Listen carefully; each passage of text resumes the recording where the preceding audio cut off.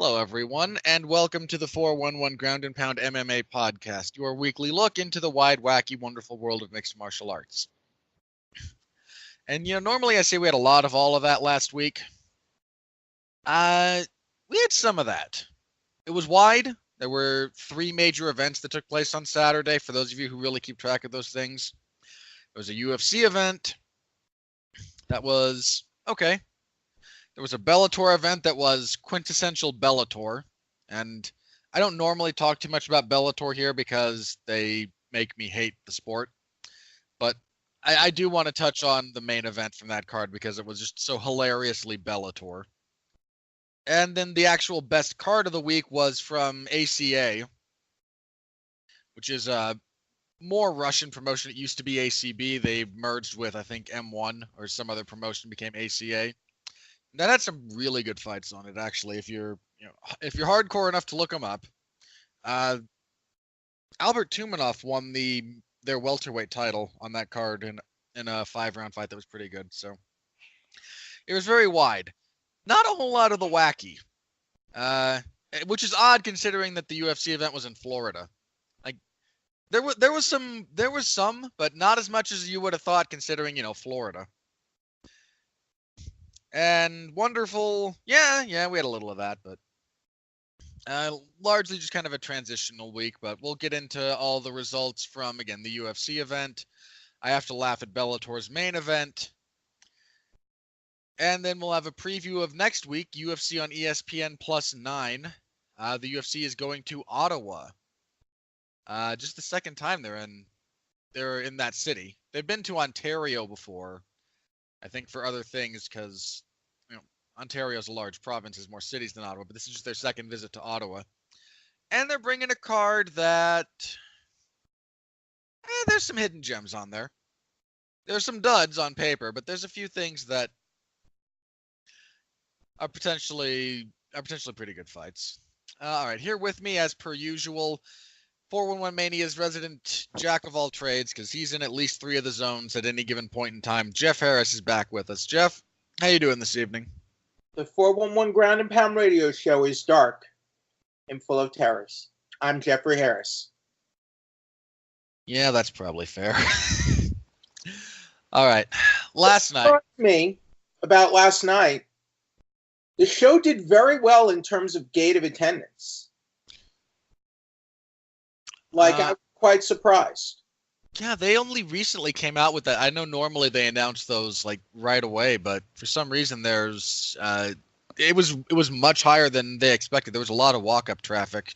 12,700 attendees and a $1.2 million gate. Yeah, I think that was one of the problems they had with the previous event that they had tried to host in. Basically, it wasn't the same venue, but it was around the same area in, Sunrise, Miami. Right. And just they had that the Johnson McCall fight, or what was the last one they did there? Yeah, Johnson McCall. You are correct. UFC on FX. That was almost 7 years ago. Has it really been that long for them? It has. For that area, wow. Well, yeah. Again, that event was a pretty. That was an FX card. It was. It also didn't do a whole lot of traffic. It didn't do a whole. I mean, they only had a gate for that.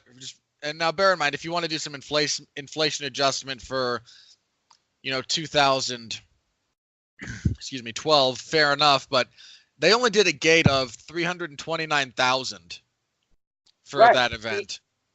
And the attendance was 6,000, 6.6. 6.6. So it was 6,600 compared to 12,700 for this. So that's like a 6,000 and that's more than double the increase, I guess, if you take inflation into account, but that's pretty impressive.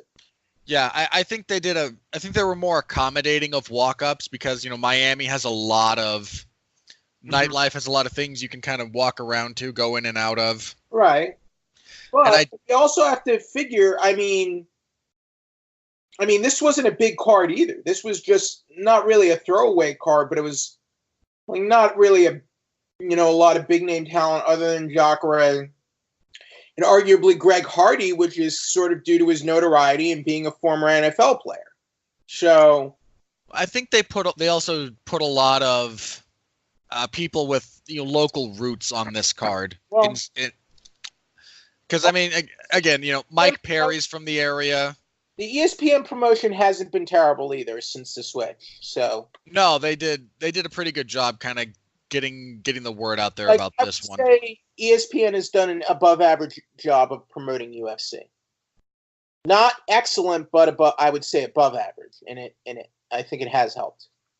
I think if you average out what they've done, then yeah, it's been above average. I mean, again, when they really kind of settle down, they do a pretty good job of promoting something. But other than Avengers, there wasn't a lot really going on this weekend in terms of events. I don't think.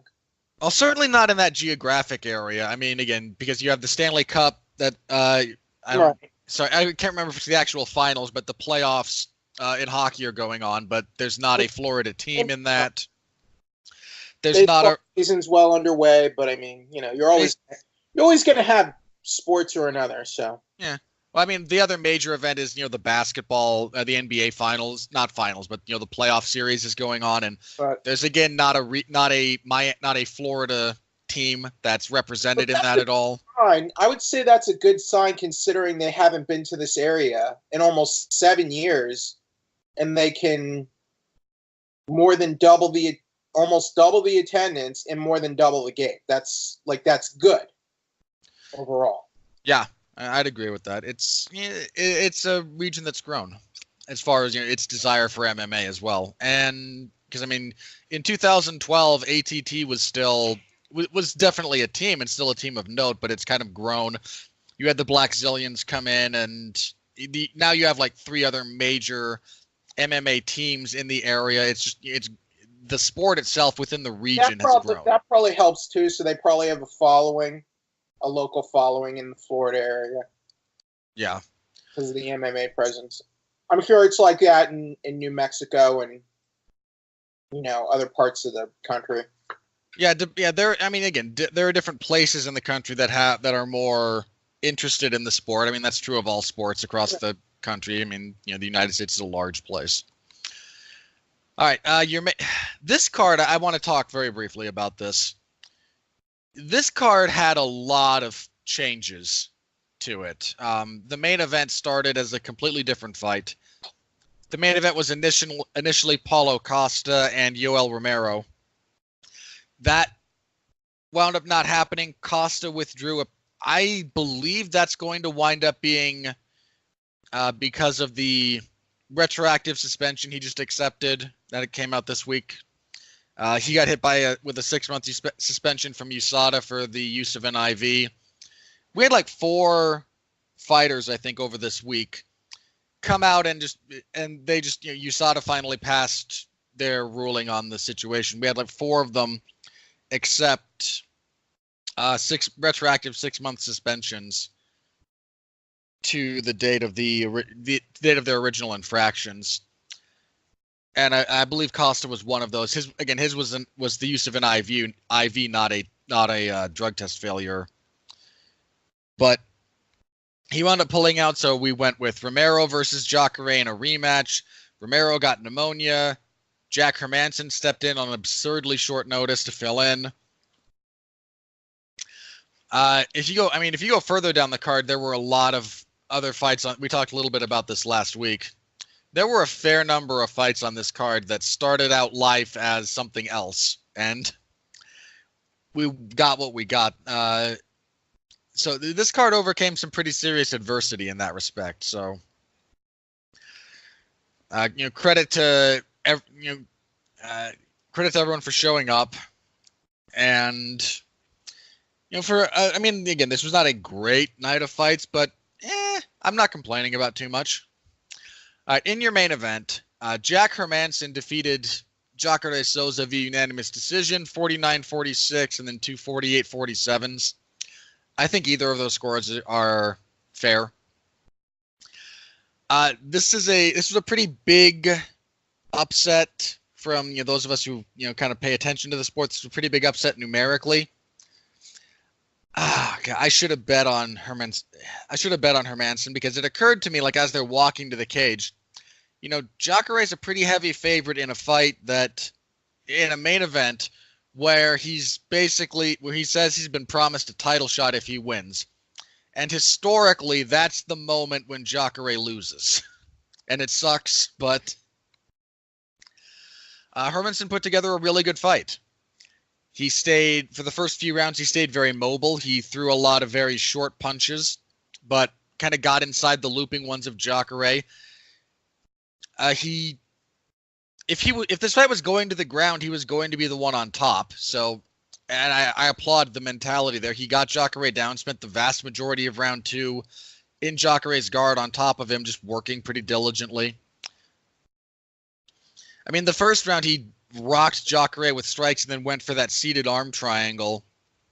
And that takes some stones, man, to try and grab, essentially a guillotine variant on Jacare. But he went for it, and I mean, Jacare defended correctly because he's freaking Jacare. But Hermansson came into this fight to win, and again, he put together a very good game plan. Just a lot of combination work, a lot of consistent pressure, a lot of just very smart fight management from him. And Jacare just I don't want to say Jacare didn't do anything, because he did a lot of stuff. He landed some, when Jacare went to the body, he did some pretty serious damage. But Jacare never really seemed to find a comfortable rhythm for this fight. He never was able to really get on top of Hermansson in the grappling, which is where Jacare has always done his best work. And on the feet, it was just a lot of praying for the big power punch to really materialize. And while he landed, but it never really, outside of a couple of minor flurries, he never found sustained success when it came to the striking. And Hermansson just, kept plugging away, got easily the biggest win of his career. This puts him very near the title picture. For fans of Jacare everywhere, this really sucks.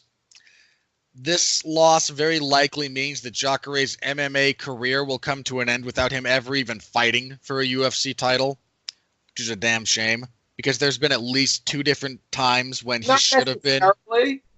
But it doesn't help. Let's just say that. I mean, again, crazier things have happened. I'm not saying absolutely. Yeah. Even though he squandered those opportunities twice over, it doesn't exactly end it forever, but it definitely hurts those chances. Yes, for sure. Oh no! Again, I'm not saying definitively, because again, crazier things. Yeah. But on the whole, like, if you asked me, became UFC champion. Who predicted that? Yeah, I know, nobody. No one predicted that. Literally no one. But Bisping's scenario is also the one we cite because it is so improbable. I mean, there's a reason that when it happens like that, we talk about it, because it just. It's a sport, Robert. This is a sport of upsets. It's a sport of improbability. In a lot of ways, yeah. I think. And that's partially what makes it so exciting. That is a lot of what that does contribute a lot to the excitement. I mean, again, watching Hermansson fight last night, that fight did not go at all the way I expected it to, but it was very engaging to see. Let's go the game plan he put together. Mike Brown. Yeah, there were a lot of people who discounted Mike Brown. A lot of very silly people, but they existed. I mean, it even goes further than that. The number of people that thought Rich Franklin was going to run over Anderson Silva was pretty high. Oh. But about this one, yeah. Anderson Silva at the time was not quite yet the unbeatable monster. Let's say that. Again, like, you can only base this on the available knowledge. I'm not. But again, if we go back, throughout the history of the sport, our understanding of it has evolved, as well as the techniques in the sport itself has evolved. So I'm not completely discounting Jacare making another run at the title, but unfortunately, if we're going to just look at his career recently, he's been trading wins and losses over his last 6 fights. He's got losses to Whitaker, Gastelum, and now Hermansson, and those are really good fighters. I mean, Whitaker's the best middleweight in the world. Gastelum's, probably the third or fourth best middleweight in the world. And he's against him. He's 39. Yeah, This is the point when a lot of guys are either winding down or they've hung it up already. Yeah, and this is the kind of setback that has convinced a lot of people to go, you know what? I think that's it. I don't think I want to put my body through this anymore. And look, whatever he wants to do is fine. I'm not concerned about his well-being. I'm not calling for him to retire because I'm concerned about how safe it is for him. But I mean, look, he didn't get obliterated last night. He didn't get taken apart. He lost a tough, fairly competitive fight. The problem is consistency. And when he first came into the UFC, he was beating guys left and right, and he was beating guys who he had previous losses to, like Gegard Mousasi. The time for him to get his title shot was 2015. And they gave it to Luke Rockhold instead, and that's just kind of the problem. It's unfortunate, but what can you do? Yeah, I mean, he fought Robert Whitaker, who became champion. Robert Whitaker crushed him. Yeah, Whitaker put a hurt on him. That fight arguably could have put him in title contention. That one, the first Romero fight. If he'd won that, he's probably in the title picture much clearer than he was. He lost to Gastelum, who went on to fight the interim title. Yeah, I mean, it's kind of like Bisping. It's kind of like Bisping before he got the title shot. If you think about it. That's why I kind of cite the Bisping example, because Bisping would get into those title eliminator fights, and then he would lose them. He'd either get knocked out or he'd lose by a hair. So it's sad just because Jacare, to me, Jacare's been a legend in this sport, in his submission game. It's just sad to see him always fall short, but unfortunately, this is part of the nature of the business. Some guys come close, but as close as they come, it's still it might as well be a mile away. Yeah, close only counts in horseshoes and hand grenades, and that does include MMA. But it was a pretty decent main event, as far as the quality of the fight goes. Again, Hermansson did some interesting things. Jacare did some interesting things. Hermansson is very clearly in the orbit of the title picture, but there's still some weirdness about that. Again, we have Whitaker and Adesanya, who are that is the next logical fight for both parties. Right. We don't know when that fight can happen. We've still got Gastelum floating around, and Gastelum just put in, that fight with Adesanya He lost, but he lost, so. He did, but. Does this fight put Hermansson in the top 5, you think? Because Jacare was ranked number 4. Jacare was ranked number 4. Let me. I mean, look, you can't undersell it. This is a huge win. It is. This is absolutely a huge win for him. I mean, oh god. Okay, here it should because hang on. Losing streak going into this, so. It should put him into the top 5 in no small part because Luke Rockhold is still ranked for some reason. I mean... So yeah, I have Adesanya 1. Right now they have Adesanya, Romero, Rockhold, Souza, Gastelum, Weidman. It's hard for me to even quantify Yoel Romero as number 2. For that matter. I mean, I can see it, Costa, but who should have been in this fight. Yeah, Costa's at 7. Is Costa overrated though? That's my concern. He hasn't had a lot of. Paulo Costa has not had a lot of major challenges, Robert. I mean, I think he's overrated only in the technical sense. Like there is more being attributed to him than I feel he has earned personally. Okay, like here's my problem. He has picked up a solid group of wins in the UFC. Solid, yes, but top 10 worthy, I'm not certain. I'm sorry. I mean, look, on my personal list going into this fight, at a minimum, I had Hermanson and Costa in opposite spots. So I would have had Hermanson closer to 7 and Costa much further down. You see, to me, in no universe should wins over Johnny Hendricks and Uriah Hall make you a top 10 fighter. I'm sorry. No, I don't disagree. I mean, the only reason I would have had him ranked above guys like Brad Tavares is because of like just current streaks. Because Tavares has had a lot of up and downs. Maybe at heavyweight or light heavyweight, but not middleweight. Middleweight's not that bad yet. No, middleweight's a really solid division. Yeah, so Anderson Silva should not be ranked either. Come on, people. Anderson's not in the. I don't see him in the number 15. He's number 15. Yeah, at least he's not in the top 10. At least not true, but still, just. Yeah, I mean, this might have to move Hermanson up solidly into the top 5. Because look, he faced a top 5 opponent and he beat him decisively. So I'm kind of surprised Jacare was ranked over Gastelum to begin with in this, because Gastelum beat him. I don't know. It was a close rankings are weird. Split decision, and people see split decisions not like as draws, but almost as like sometimes as like a wash, you know? Yeah, which is a shame because it's not accurate. Well, Gastelum also just lost.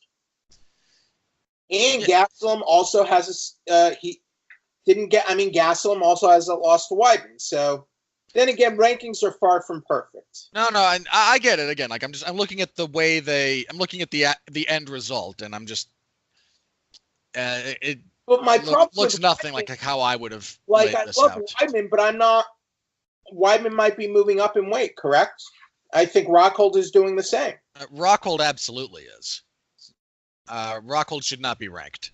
Well, at middleweight at the moment. I mean, this is how they always do it when fighters move between weight classes. I know it's annoying. So Hermanson at a minimum is going to wind up somewhere between ranks 4 and 6, somewhere in that range. He's probably going to wind up. Well, I mean, I like Hermanson. I'm not sure if I see him making it to the title. I'm not sold. If he put him in there with a Yoel Romero, let's see if he can beat Yoel Romero. Honestly, yeah, I'd be okay with that fight next. That's a relatively interesting fight given the style that both men employ. Now, what do you make of this, Paulo? So it seems Romero was actually telling the truth when he said Paulo Costa had a USADA violation and then deleted it. However, it wasn't necessarily a banned substance, but it was a prohibited use of the IV. And look, IVs are banned unless, you have a... But my understanding is you can't use an IV unless it's basically a medical emergency, is my understanding. I don't know the specific circumstances around the IV issues. That's just not something I know. I'd have to look them up specifically. I imagine that you're probably correct. Like, there are circumstances under which USADA's not going to get mad at you. Infusion. This is straight from the USADA website. Okay. All IV infusions and/or injections of more than 100 milliliters per 12-hour period are prohibited at all times, both in and out of competition, except for those legitimately received in the hospital during surgery or during clinical investigations. If it's a prohibited substance that is administered intravenously or via injection, a TUE is necessary for this substance regardless of whether the infusion or injection is less than 100 milliliters. So there you go. Okay. Yeah, that's not the worst. That's not an unreasonable policy if you sought it to have, all things considered. And apparently he got the snitch. Reduction that John did. Good for him. And hey, look, I got nothing against snitches. I think we need more snitches, quite frankly. Because it always annoys me when we have fighters talking about all these guys in the gym who are doping, but they don't want to name names. Yeah, I'm like Mark Bocek. Oh, you have. I mean, if I might throw shade at the entirety of Team Alpha Male for just a minute. You all said as soon as you all threw a bunch of accusations at TJ Dillashaw in the public forum, none of you called USADA's tip line. Just saying. You have that. That is an available. And look, you saw anti-doping generally across, internationally. The number of people they catch with actual testing is a small percentage of the people they catch. The vast majority of suspensions and sanctions that they hand down are done because of investigative work, as opposed to just purely testing of blood, urine, hair, whatever. And again, if you knew that, every single one of you had USADA's number. And none of you chose to actually do anything about it and then pile on after the fact. Okay, here's Cody Garbrandt said this a while back. Oh yeah, on TJ Dillashaw. Oh yeah, the guy's on everything. He's on everything. You're the one that showed everyone how to do it on Team Alpha Male. No, again, that is one of the, bear in mind, that is one of the dumbest quotes ever in MMA, and that covers a lot of territory. Like how dumb is Cody Garbrandt to say that out loud? Like what? Again, it's a very bad quote. Don't get me. Again, I've laughed at that for years because it's hilarious. But I got this from Bloody Elbow. I think he said this at a press conference or something. He did. Oh yeah, he did. There's video clips of it. You can find it if you want to look. It's a thing. And again, it's condemning, Robert, is what it is. Well, I mean, there's actually a worse one on Twitter when he mentioned specifically when TJ delayed their first rematch. I seem to recall he mentioned, "Yeah, you must be out of you must have taken too much EPO and it's affecting your brain." Like there was clearly he's basically admitting that Dillashaw was telling guys on Team Alpha Male how to use PEDs. Yeah. That is the substance of what he says in that clip. Yes. Now, and again, my thing is just can take that out of context. Like that's pretty overt in my book. It is, but I also think that if you want to, again, if you're the guys at Team Alpha Male, it's one thing to say it publicly like that. It's another thing entirely to actually call up USADA and provide specific information.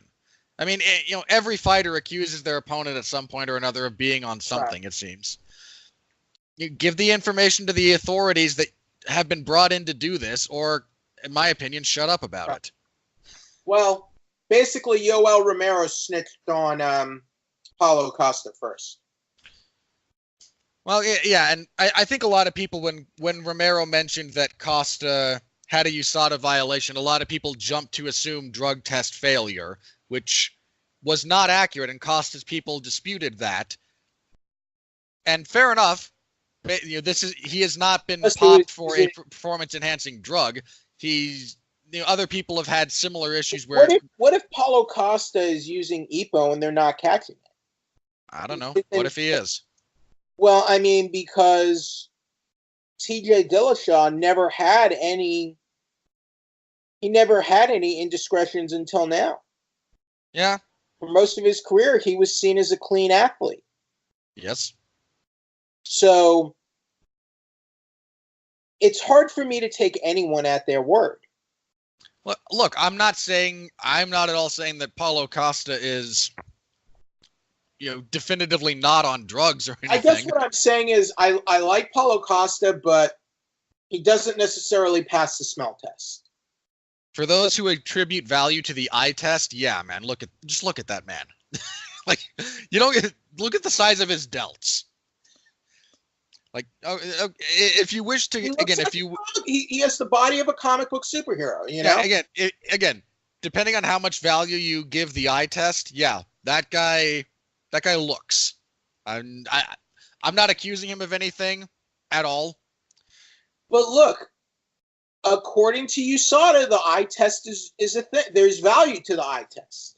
So. And Jeff Nowitzki was continuing to propagate the myth that a bunch of cyclists dropped dead from EPO use in the 90s, which has been thoroughly discredited. I mean, how do you know that's not true?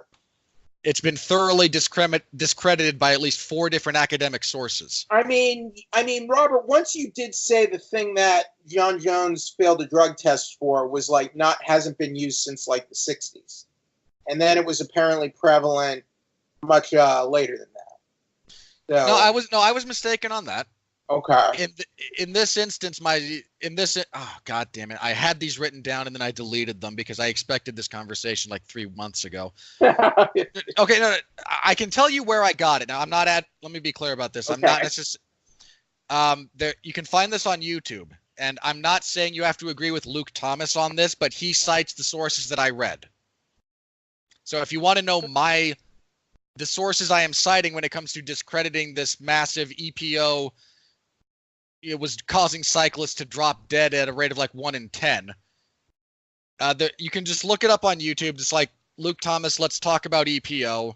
And he cites 3 different academic peer-reviewed studies that tackled those claims, all of which found them to be, I believe the exact phrase was academic urban legend rather than sustained fact. Okay, but, scientific studies can be wrong. How much paranoia are we willing to inject into this? I'm just saying. Fair enough. I'm asking the question: how much paranoia are we going to inject into the discussion? I've seen evidence from scientific studies that can pretty much cite all sorts of stuff. Yeah, that's what. And again, if it was just one, I wouldn't give it as much credence. Here we have several of them. Okay. And let me be clear: if you inject a ton of EPO into your system, yeah, it can kill you. Any drug can. Steroids. Well, again, any drug used inappropriately has serious negative health consequences. That's a given. I mean, you can take too much over-the-counter aspirin and kill yourself. So. Okay. Well, again, if Look, the rules state you can't use these things. So. Oh, no. Again, I'm not. I don't have a disagreement with the IV thing. Look, some steroid. Robert, let's be a little more eloquent here. Steroids are far more. Like designer steroids, I think you would have to agree are a little more dangerous than over-the-counter aspirin. I'm not familiar enough with made-to-order steroids. For the purposes of discussion, I imagine that that's probably true. Okay. No, you don't want to pill pop aspirins and take more than the recommended dose. Oh, yeah, again, you will kill yourself. That's not a joke. Right. Too much aspirin thins out your blood too much. But what's described as steroids and performance-enhancing drugs can also cause long-term damage to your body. Your ligaments, your muscles, your heart, all those things. That I don't think taking an aspirin or 2 a day is going to do, or an Advil. But no, all right. I don't disagree with that. I suppose my point there is there was a lot of hysteria that was generated around EPO that people within USADA are now touting as still being relevant. I can believe that. And I like Paulo Costa, but his physique is a little... All I'm going to say is his physique is a little suspicious to me. And I love Sage Northcutt. I like him too. I don't know. Look, I've said this before. There is no one in the entire sport of MMA who could fail a drug test tomorrow that would surprise me at this point. So okay. That got sidetracked because I think I mentioned that as far as Costa, his representatives denied that he had failed a drug test, which was true. He did not fail a drug test. He did have an issue with USADA, and there are a few other people who have had issues like this that are not PED related, that are not drug test related, but are some kind of procedurally related. A little while back, a few years ago. Yeah, I mean, Kutalaba had the thing where he was, where they didn't like him being in an altitude tent kind of scenario. There was some stuff related to that. So That's a little bizarre. it was stuff related to his like kind of some kind of like ozone therapy. I think it was a thing. It's again, USADA does more than there's more than just these drugs. There's again, there's other things that they don't like you doing. Costa did something they didn't like him doing. I remember once I saw King Mo using oxygen canisters back in Strikeforce, and people were all up in arms about that. Yeah, people are weird. I don't think they were illegal where he was using them, but yeah, and again, if it's not against the rules, sorry guys, you get to shut up and just kind of deal with the fact that people look for competitive advantages. What else is worth looking at for this card? Well, your co-main event. Greg Hardy. I was wrong about Greg Hardy. Greg Hardy defeats Dmitry Smoliakov via TKO 2 minutes 15 seconds of the first round. This fight sucked. Look, the UFC brought Greg Hardy in for a bit of notoriety, for a bit of name value on ESPN. I mean, look, Greg Hardy should not A, be in the UFC, B, should certainly not be in a co-main event situation based on merit. Twice. Now, yeah, this is his second co-main event. But he won. Yeah, look, Dmitry Smoliakov should not be in the UFC either. Did you hear what Dana White said about the fight at the press conference? He kind of crapped on it, yeah. Like, what did he expect? I don't know. I don't know what goes on in Dana White's head. We don't do setup fights for anyone. If I was a fan and probably some of the media, the way some of the media acts, I would think that was, I don't know who the F that guy beat in 9 fights, but I'd like to find out the 9 guys he beat. That was weird. Look, okay. I mean, Dana pretending that you don't do setup fights is absolute nonsense. But you just don't do it regularly, but you do it. But I mean, what is he trying? Like, why even say that out loud? I don't know, man. Like, I don't get what Dana was going for there. I really don't. Like, okay, you're saying Dmitry Smoliakov doesn't belong in the UFC. Then why did you put him in the co-main event? I mean, hang on. Not only that, why'd you bring him back? He was in the UFC before. He went 0-2, was finished twice, and on one of those occasions, he was finished by Cyril Asker. Because, I mean, look, he signed. Dana White has to sign off on the match lineups, right? To some degree. I don't know, actually, how the structure of that works. I mean, does he have no power on how a fight card gets structured? I genuinely don't know. I mean, at the very least, I imagine if he wants it, he has a say, but I don't think he always wants it. But at the very least, is he not basically throwing his matchmakers under the bus here? Little bit. It just seems a little weird compared to, and this is Dana White we're talking about. It just seems a little weird to voice this verbally at a press conference to the media, especially, the first fight for Greg Hardy, he was singing his praises. He went to the mat fighting against every bit of criticism that was pointed at that. He went out of his way to gloss up Greg Hardy, and now he was almost dismissive. So, and look, Dana White's not the owner anymore. He probably does not have the power he did 10 years ago.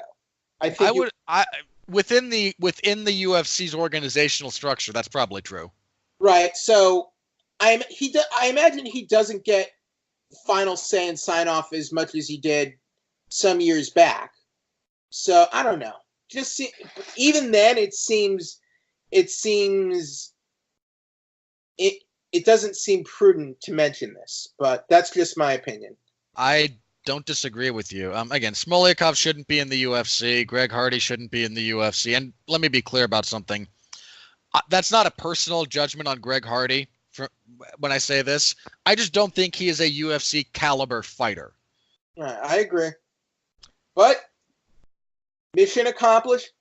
He's got his first UFC win, and they're going to keep him around. So. And next, he can be in the co-main event again, and he can take on Derek Lewis. No, They won't give him Lewis. Stefan Struve. They will not give him Stefan Struve. Stipe Miocic. They will not give him Stipe Miocic. I need just the roster for the UFC. Hang on. Okay, filters. Why do you only give me one? Okay. How about you just let me search by weight class? That is the most annoying thing ever, UFC website. Okay, somebody mentioned Juan Adams. Okay. Andrei Arlovsky. That's... I mean, that's... It seems like a recipe for disaster, especially after last night. I would have... Okay, here we go. Hang on. There's my divisional things. Okay, hang on. I just need to find like the crappiest. Arlovsky is still ranked. That will probably go away after this fight. You would think. Okay. Things are so wacky. That guy who lost that most recent season of the Ultimate Fighter heavyweights, Justin Frazier, is a possibility. I'm looking for just any heavyweight who has like a losing UFC record, because you know that's what the UFC is going to try and do. I wish Arlovsky would just retire. Just figure Rosenstruck won. So yeah, look, they're going to keep doing this with Greg Hardy. They're going to give him very, very winnable fights and high-profile stuff on ESPN, because ESPN likes the synergy of a former football player and the UFC audience. I don't know. And look, again, Greg Hardy got the bulk of the coverage for the first ESPN card, basically. Well, yeah, he did. What would you say? Was Mike Perry versus Alex Oliveira fight of the night for you? No. What do you think of Perry versus Oliveira?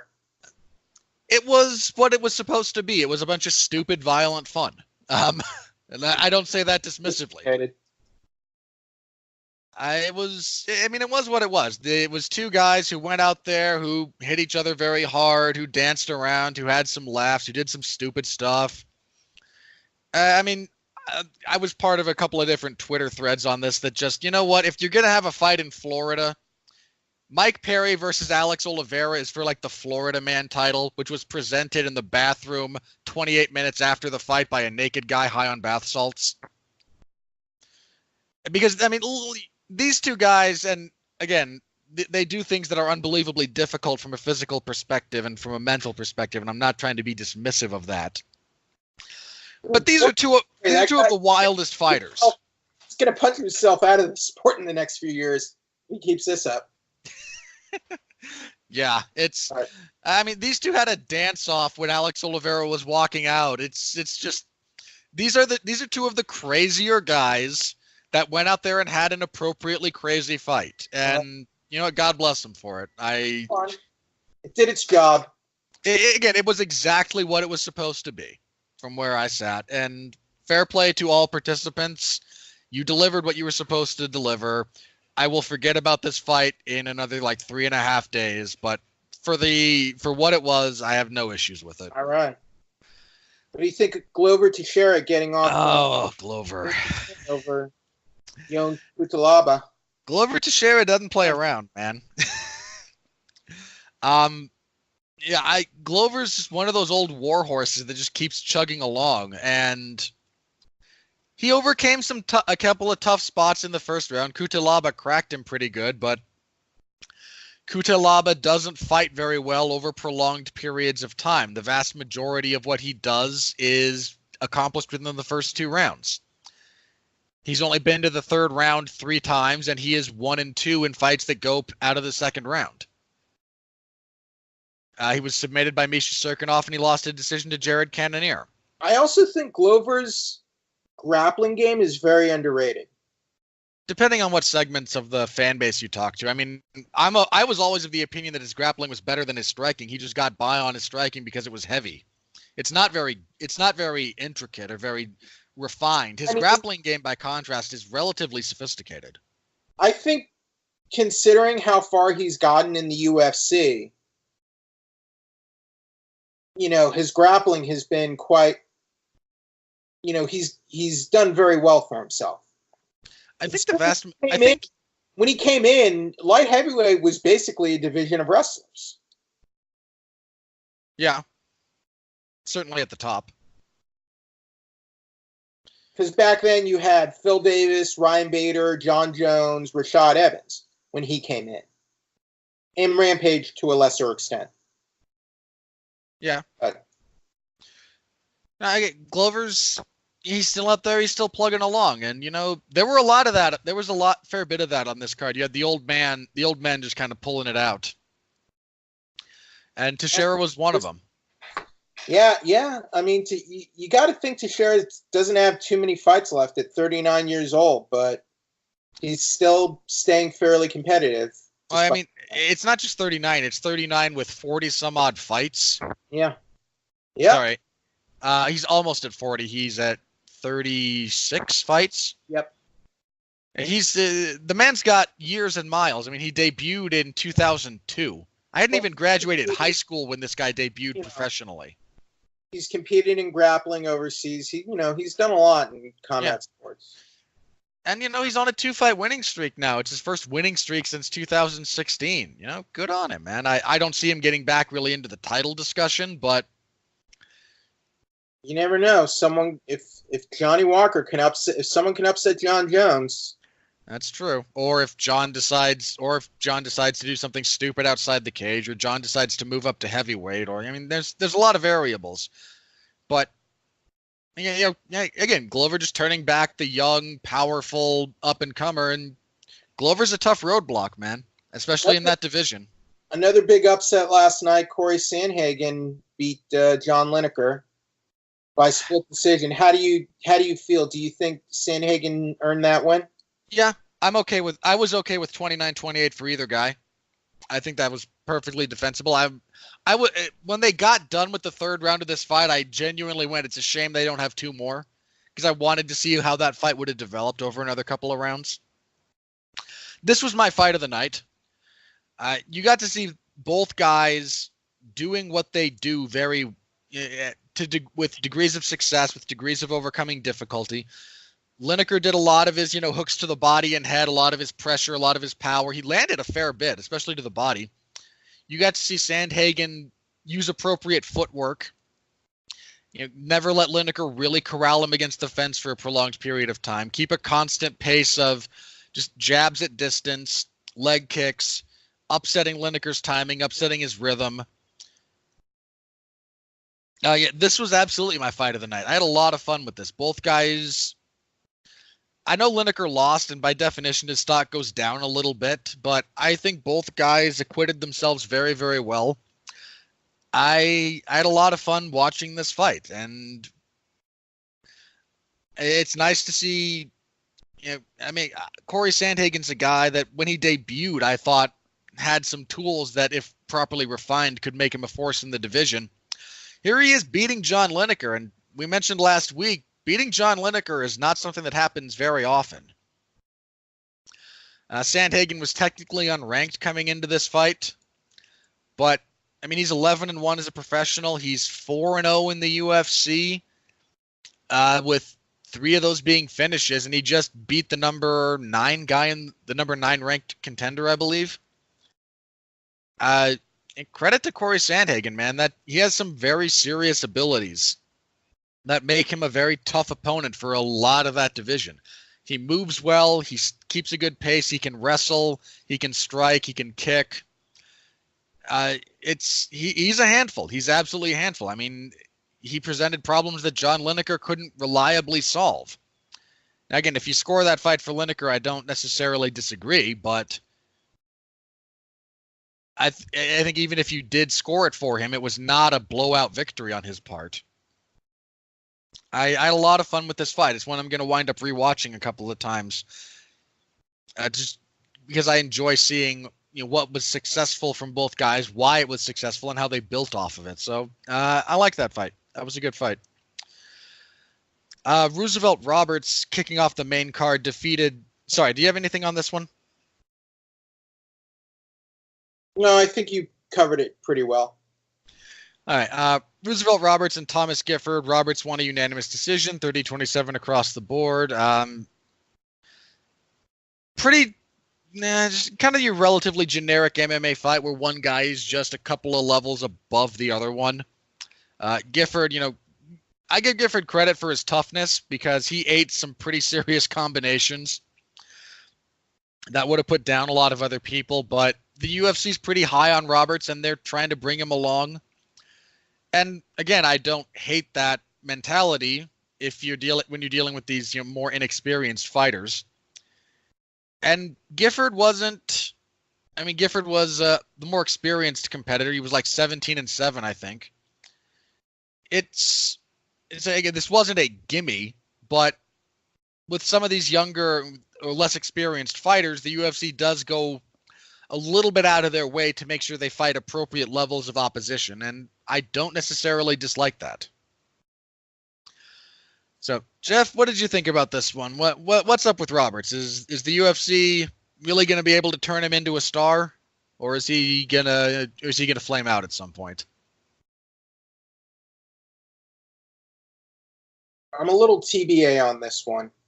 Okay. I want to see a couple more fights before I make that determination. Fair enough. I mean, he's only fought twice in the UFC, so that's perfectly acceptable. All right, as for the prelims, Takashi Sato defeated Ben Saunders via TKO, punches and elbows in the second round. This was a pretty brutal finishing sequence from Sato.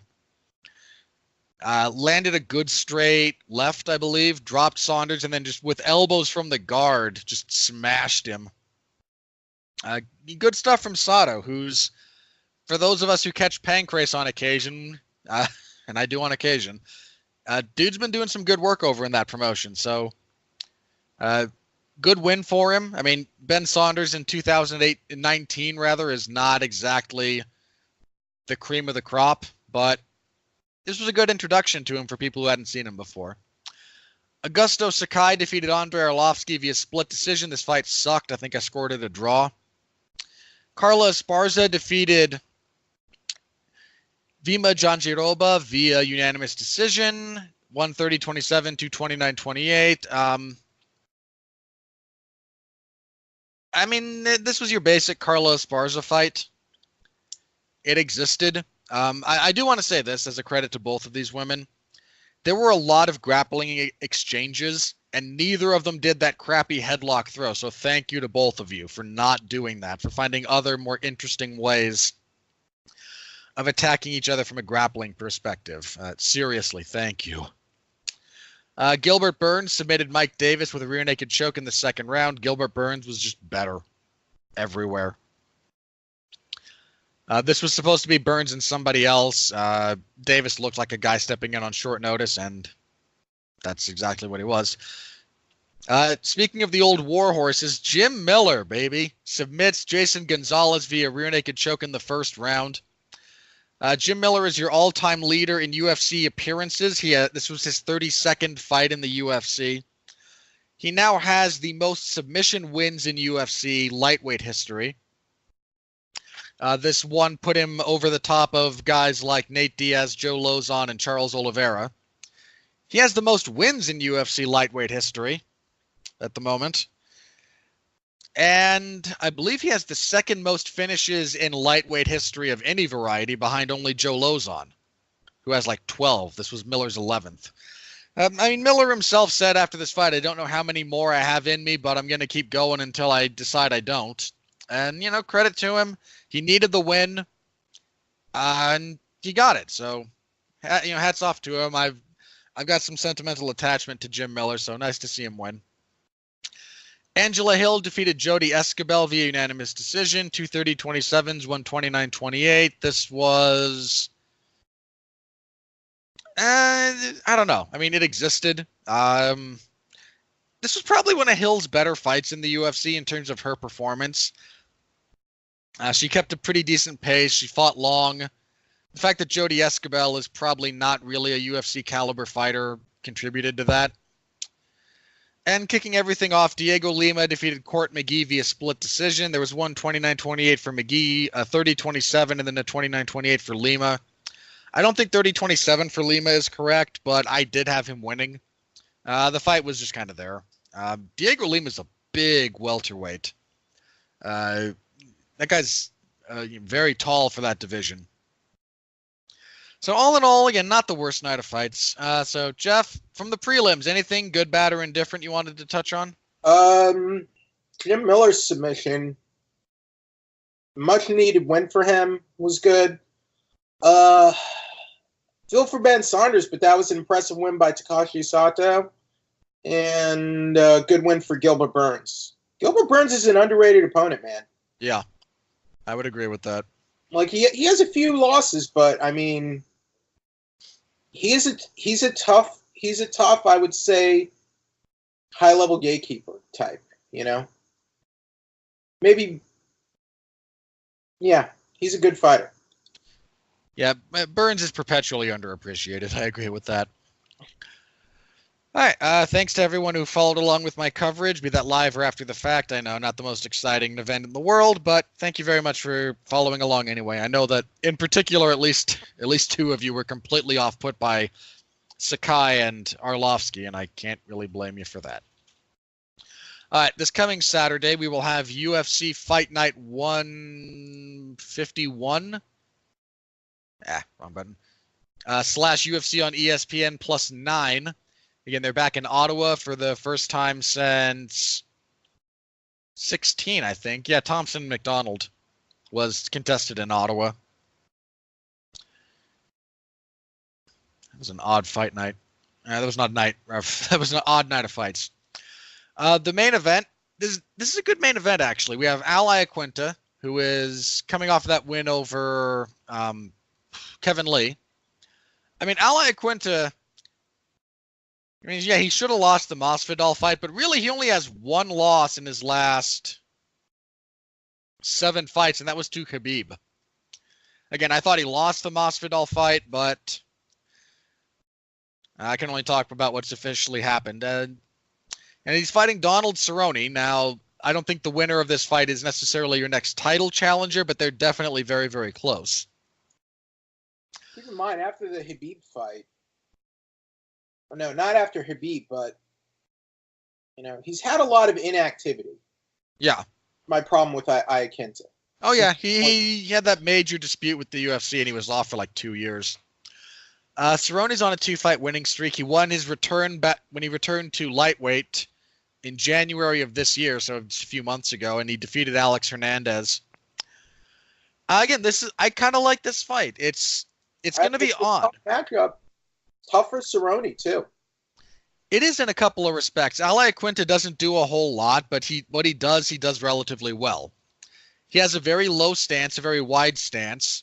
Good wrestling, good grappling. He has very good defense from a lot of conventional positions. Like getting on his back is not a guarantee of a finish. I mean, Kevin Lee has a very good back mount. Khabib has a very good back mount, and he was able to defend himself from that position against both of them. You really had Kevin Lee flustered a lot in that fight. Oh, a lot. I was a little surprised, quite frankly, at Kevin Lee's inability to adapt to what Al was doing. Al's stance is very much designed to stop a double leg. But the way he stands, his lead leg is very vulnerable to both leg kicks and a snatch single leg situation. But for some reason, not a lot of guys really try that against him.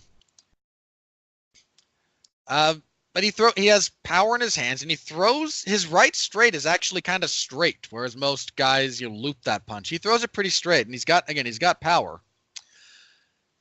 On the other hand, again, Cerrone, I mean, the book is pretty well written on what both of these guys do. At this point, it's just a question of kind of how they match up in a few specific areas. I'm torn on this one because I can see how both guys win.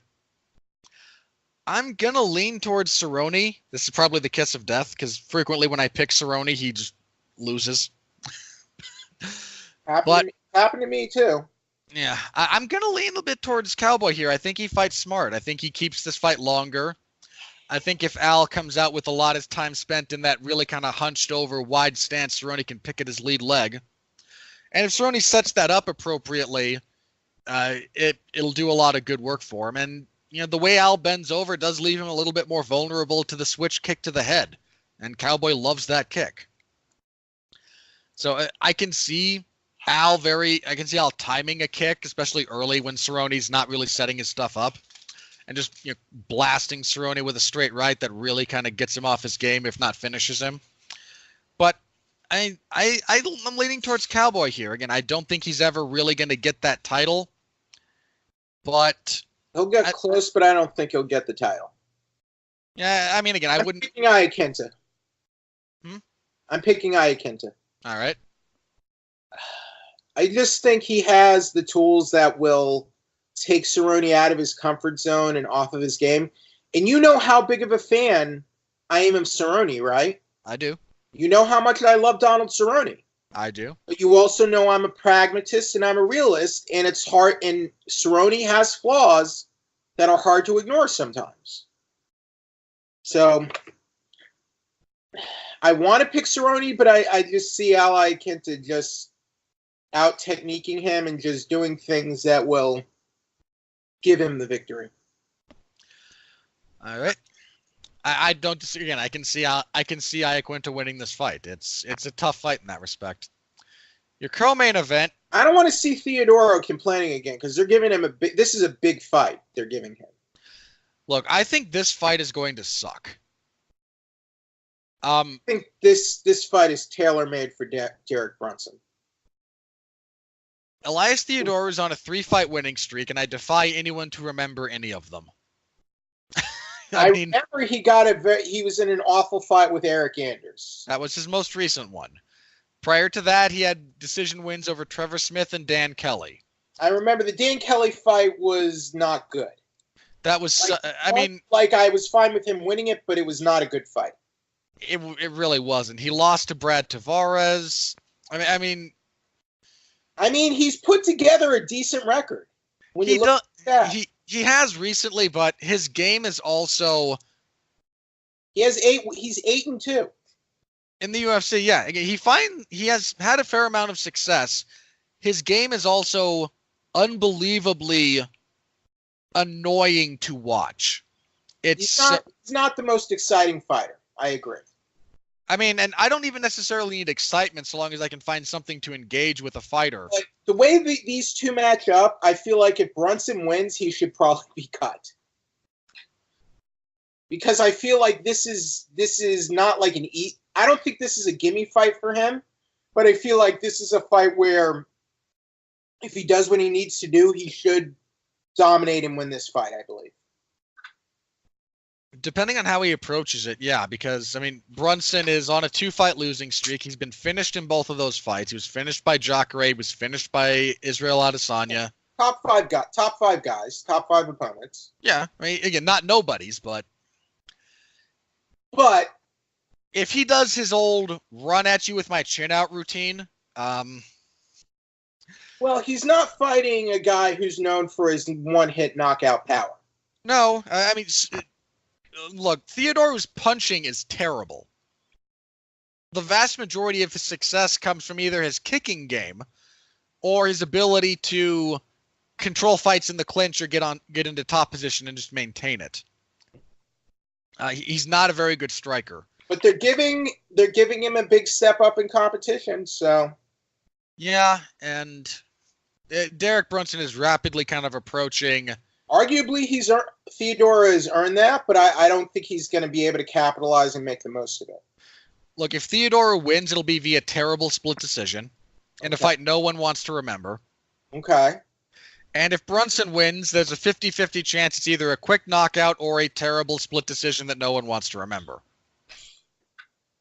I have zero hope for not zero. I have very, very low expectations for this fight. Come on. Yeah, I'm not saying he hasn't. I'm just saying the way these two match up. Okay. Look, when Brunson fought Jacare, I had some expectations for that fight. I thought it would be a good, competitive, interesting fight, and it largely was. I was interested in what he was going to bring to the table against Adesanya, and what Adesanya was going to bring to the table against him. It's just this matchup. I'm not trying to crap on Derek Brunson here, but this matchup just does nothing for me as a fan. What does do something for me as a fan, though, is Cub Swanson versus Shane Burgos. I'm really looking forward to this, actually. These two are predominantly strikers, predominantly movement-based, so they're not just flat-footed. I mean, Burgos is a bit more traditionalist in his, as far as like a Thai style of boxing, whereas Swanson does a lot more of the kind of the lateral stuff, but they're both mobile fighters. This could be a fun fight. Yeah, they both hit very hard. They both kick very hard.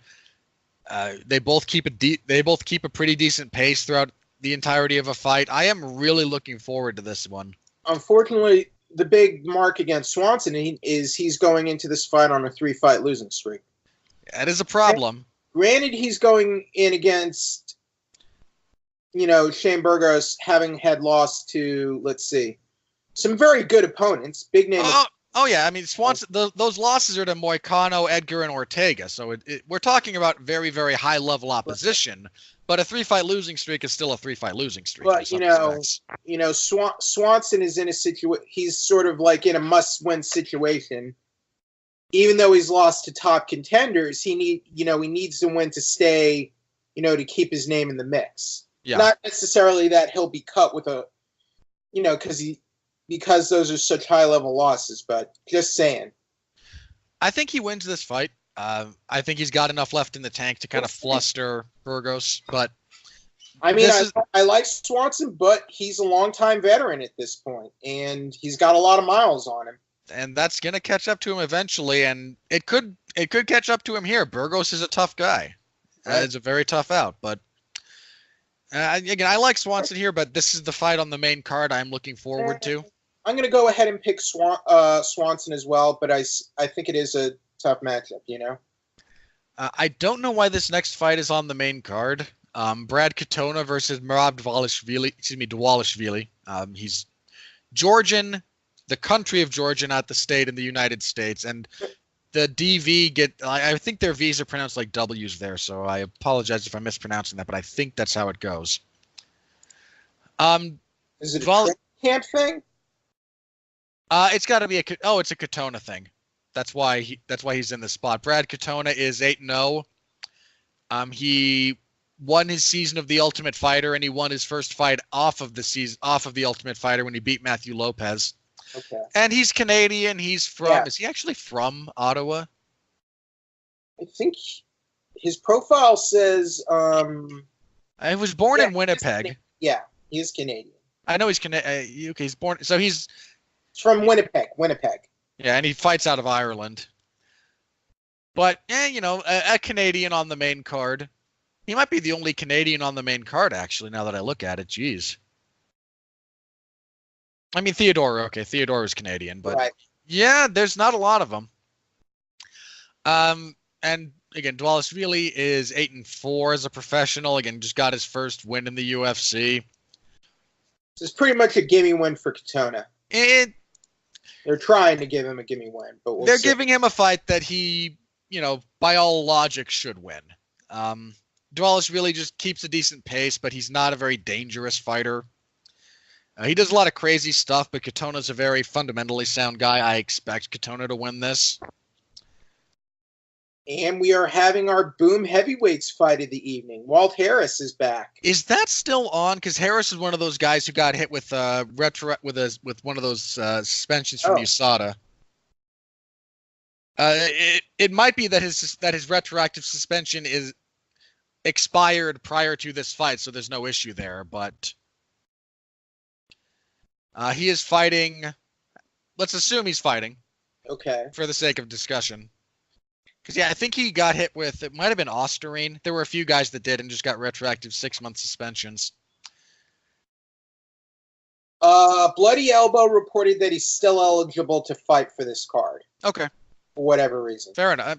There's a lot of ways they could have finagled that. Fair enough. Harris is Coming off of that no contest with Arlovsky, he failed a drug test. With Walt Harris, they said his failed drug test was due to a contaminated supplement, so it reduced his sanction. So Okay. Take it for what it's worth. Yeah, for whatever value you guys want to assign to that, fair enough. I mean, and again, the USADA protocol for proving a tainted supplement is not just taking the fighter at their word. They actually do independently confirm that. So yeah, that fight is still happening. Okay. And again, he's coming off of the no contest with Arlovsky. Originally, he won, but he failed a drug test related to that. Walt Harris has been in the UFC since 2013, so over 5 years. Yep. Yes, he has. And I've seen, I believe, all of his fights. God help me. Yeah, I guess, heavyweight is just so destitute. You need a guy, you need a body. You need to keep a body like Walt Harris around because you're going to need it. Heavyweight just doesn't seem to have the turnover of other divisions. There's not a lot of heavyweights coming into the UFC, especially relative to other divisions. Anyway, he's fighting Sergey Spivak, who is Ukrainian, undefeated at 9-0. This is his UFC debut. Easy win for Walt Harris, you think? I don't know. Actually, hang on. I need to see what promotion. Not good. He's not what I would call a good fighter. The majority of Spivak's fights have taken place in WWFC. Yeah, I mean, look, the reality is that if you get into parts of the Russian regional MMA scene, they're very tough. There's a lot of very good fighters in that part of the world. I'm gonna have to look up a little bit of this guy at some point in the future and make a better determination. I just haven't been impressed with too many Russian heavyweights other than Fedor. Maybe does Arlovsky? Arlovsky's from Belarus. He's Belarus. And this guy's Ukrainian. So if you want to draw a distinction at the Russian border, then. All right. So. I'm not. You know what? Screw it. I'm gonna go with Spivak. I'm gonna go with old Sergey here. I can't pick Walt Harris at this point. I can't really fault that because. It's Walt Harris. Right. But yeah, that's our heavyweight fight for the main card. There's another one on the prelims because the UFC hates me. Kicking off the main card, we have Andrew Sanchez, who is watching Andrew Sanchez fights are hilarious to me. Just because for some reason, commentary is always like exactly wrong about them. They just talk nonstop about how great his cardio is, and as he's gassing midway through the second round, they talk about elements of his striking as he's throwing just the worst punches imaginable from his chest. You know who that reminds me of? Who? John Vellante. Yep. Yeah, okay, that's it. Andrew Sanchez, middleweight John Vellante. I'm running with it. I like that. He is coming off of a win over Marcus Perez Eichenberg. Boy, they went out of their way to give him a gimme after he lost to Anthony Smith and Ryan James. He is fighting Marc-Andre Barriault. I'm going to assume that's how that's pronounced, given that he is Canadian. And my French is a little bit rusty, but I believe Barriault will be correct. He is 11-1. He is on a pretty significant winning streak, actually. 9 fights. 8 fights. I mean, I'm torn here because I can't. Again, like I struggle to pick against Andrew Sanchez in the dark, and I don't know anything about his opponent. But I've seen enough of Sanchez's limitations to kind of make me go, I might pick a debutant against him. I'm going to feel stupid. I am going to go with Sanchez here, and I'm prepared to look stupid. But I will be rooting for Barriault because, again, Andrew Sanchez is just deeply frustrating for me to watch. Do you have anything on that one, Jeff? Nope. All right, on the prelims, here's where we have all the Canadians, just forever. Macy Chiasson will fight Sarah Morris. I believe Morris is our Canadian representative here, yes. Unfortunately for Morris, she's like 1-3 in the UFC, and Macy Chiasson is, I don't want to say like, a future contender or anything, but she has a very, very obvious upside as a fighter, and I think she's going to steamroll Sarah Morris here. Ayman Zahabi is back after that brutal knockout in November of 2017. He got hit with that spinning back elbow to the jaw. That was a scary knockout, man. That was gnarly. But he's back, and he is fighting Vince Morales. Has Vince Morales fought in the UFC? Yes, he lost to Song Yadong. I think I vaguely remember that fight, actually. That'll probably go to Zahabi. It seems like they're giving him a winnable fight. Nordine Taleb will fight Siar Bahadurzada. That actually might break down into a fun fight. Taleb's on a 2-fight losing streak. He was submitted by Claudio Silva. He was TKO'd by Hannibal Strickland. Excuse me, Claudio Silva's nickname is Hannibal. He was TKO'd by Sean Strickland, different fighter entirely. And Siar Bahadurzada is coming off of a loss to Curtis Millender. Again, that one has some hidden potential. Taleb is not fighting Bahadurzada anymore. Oh, when did that change? Today. Ah, that sucks. Who's he fighting now? Or have they announced it? Prepolek. Where's he from? Canadian? Okay, he's 12-5. Oh, Windsor. You know what? This is what I get for looking at a prelim fight and going, that might actually be pretty good. No, I'm just wasting my time. Yeah, that was a good matchup, actually. It's too bad. Prepolek is coming off of a win over Cody Pfister. Sorry, just Cody Pfister's name is spelled Pfister, and I always have stupid jokes in my head related to the drug company Pfizer, which most famously does has a knockoff of Viagra that they sell. He's 12-5. Taleb will probably take this.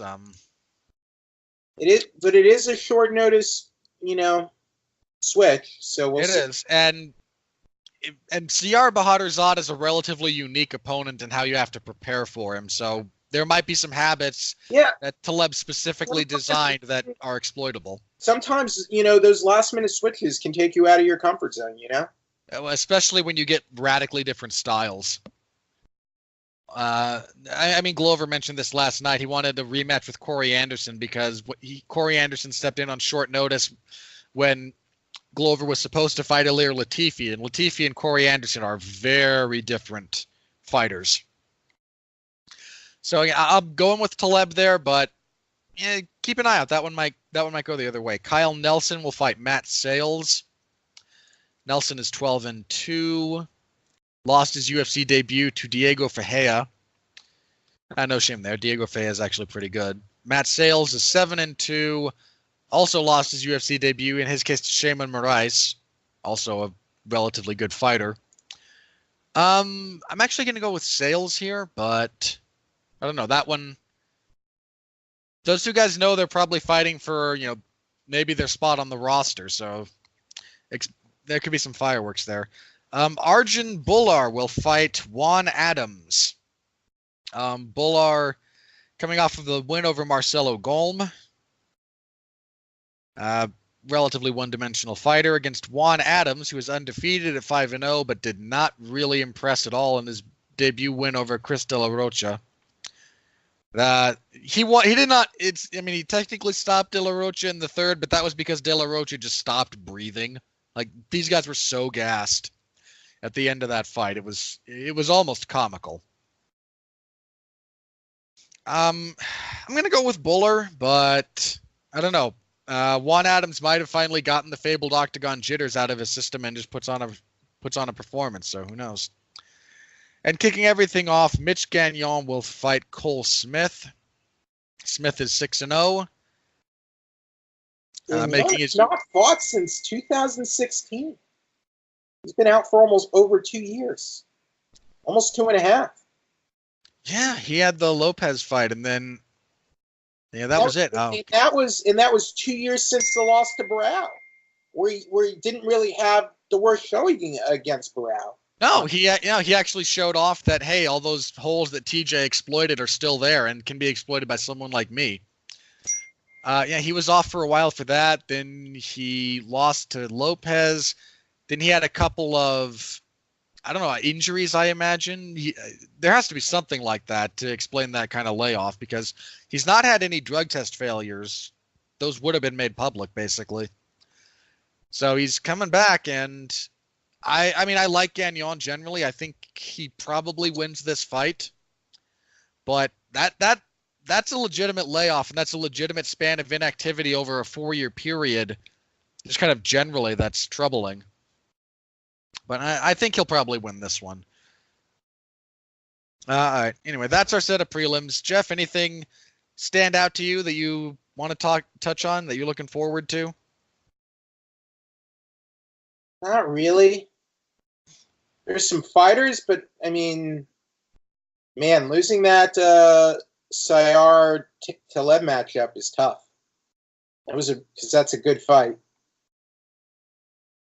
Yeah, that does suck. Good fights, but I mean, again, you can always get good fights in practice, but on paper, this is kind of a meh. Alrighty. And again, I will be covering that this coming Saturday in the MMA Zone of 411 Mania, so stop by, say hello as usual. I appreciate it. Fights for this one are on ESPN. Yeah, they're all on ESPN Plus for this card. Oh. And Anderson Silva's fighting Jaron Cannonier. Yeah, the next pay-per-view. 237, right? Yeah. Yeah, it's an odd choice, but Silva wants to fight in Brazil, and so that one's in a little less than 2 weeks. So, yep. All right, that should bring us to whatever major news items we have, and I don't actually have anything off the top of my head. So, Jeff, what do you want to touch on here? Tito Ortiz has signed a new contract. Combate Americas. So, I guess even Bellator won't take Tito Ortiz anymore. Is he signed to fight, or is he just signed to do some kind of like commentary or ambassador role? Not sure. Let's see. Fight contract. Well, Tito Ortiz is going to keep fighting, I guess. I mean, God help us. God, did you see that? Have you seen like the clip of him when he signed that? His Spanish is so bad. I mean, his Spanish is really bad. Oh God, that's almost funny. Like Cain Velasquez speaks better Spanish, basically. I mean, Cain Velasquez People got on Cain's case about that, which kind of annoys me. I agree with you about it being annoying. In fairness to the point, when the UFC kind of first started pushing him in that role, his Spanish wasn't very good. I mean, it's not his first. I mean, he speaks Spanish better than me, so I mean, sure. Can't fault him for that. And again, it was not the worst Spanish in the world, and it got better as time went on. People acted like he couldn't speak Spanish at all, is what I'm saying. Yeah, there were a bunch of people who significantly overreacted to that. Again, his Spanish wasn't very good, but that's not the same as it being like actively bad. I mean, again, it's a bit interesting to me, considering he had Mexican-born parents, and probably born and raised in the U.S. But I'm surprised because growing up in Texas, most I'm not saying everyone, but most Hispanic people that I knew were bilingual. Yeah. No, again, I don't know. I mean, his Spanish got better, but they could speak very fluid Spanish. But that's I mean that's Texas. I think Cain's from. Did he grow Arizona? Up? Or where did he grow up? Arizona. Okay, there you go. Arizona. He was born in Arizona, I think, like you. He might have grown up in Southern California. I'd have to double check because I know he went to college in Arizona. I forget where exactly he was for formative years. He was born in Salinas, California. So. Oh, okay, my mistake. And then it's surprising, but he speaks. I mean, he speaks. I think fluid Spanish, but whatever. But yeah, I mean, his Spanish is not quite as good as Valentina Shevchenko's Spanish. There, Tito Ortiz has a fight contract with Combate, which is another MMA organization that's out there. So yeah, Combate Americas has a few good cards every now and then. UFC doesn't have a monopoly. They are the industry leader, but they don't have a monopoly on the industry. Depending on how one chooses to define monopoly, by my definition, no, they do not. Right. Well, by my definition, they don't either. So, So there you go. Tito Ortiz new fight.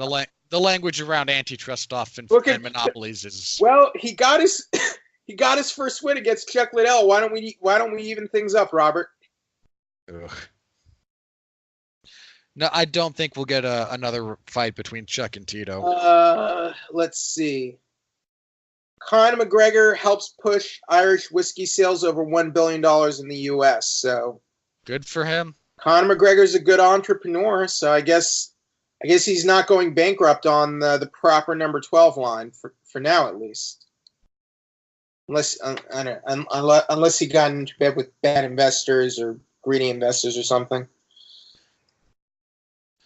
Again, I don't drink, so I don't actually care. But you know what? As a serious note, good for him having a plan for after fighting, having something else to do. Yeah. A lot more fighters need to make sure they have an eye on the exit because it is going to come, and you better have something. And if Conor wants to get into liquor, again, he has proper 12 as far as his whiskey. I believe he launched that like rosé brand. Which is still under that, but he has like a line of that. So if that's what he wants to do, if he can be successful at it, Godspeed and party on, man. Were there any other major fight announcements? Let me have a look. Because I feel like it's been a slow news week. It really has. Let me see. Cejudo versus Moraes has basically been filled out. It has for a while, actually. So, there's nothing new that got really added to that card. So here the four fighters were sanctioned for Ostarine use. Yeah. Augusto Mendez, Marvin Vettori, Sean O'Malley. Sean O'Malley had previously announced on his page he had some sort of issue. And the former champion, Nico Montano. Former flyweight champion. Yeah, they hit a few different people with that one this time.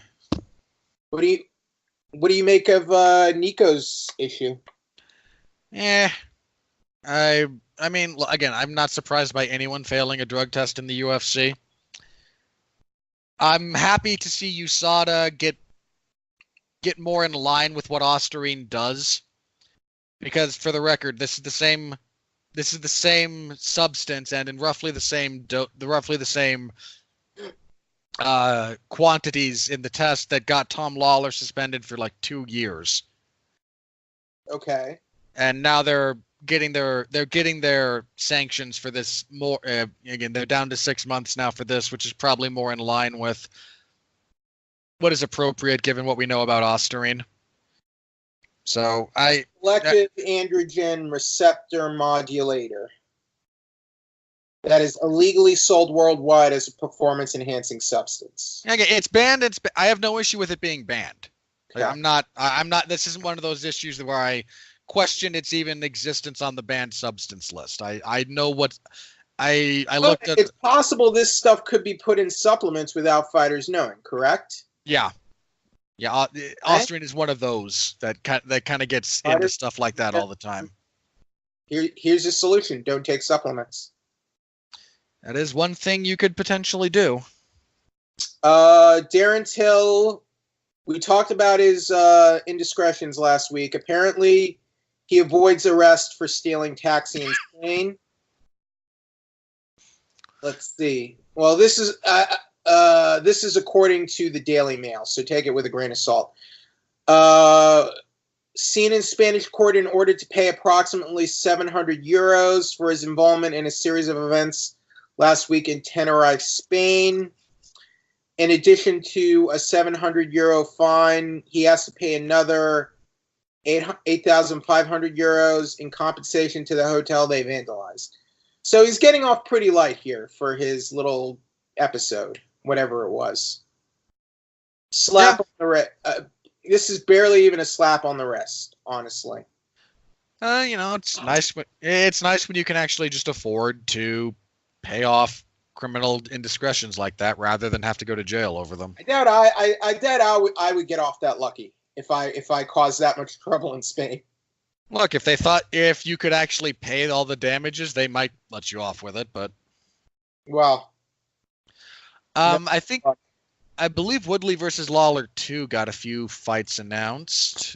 We got Damian Maia versus... Here's one thing. Pedro Munoz received a fine from Nevada for an excessive celebration at 235. You are not allowed to jump over the cage. He jumped over the cage. Okay. Other fighters have done that, though. Yep, and it is... If I had to guess, look, it's always been against the rules, just they don't really enforce it.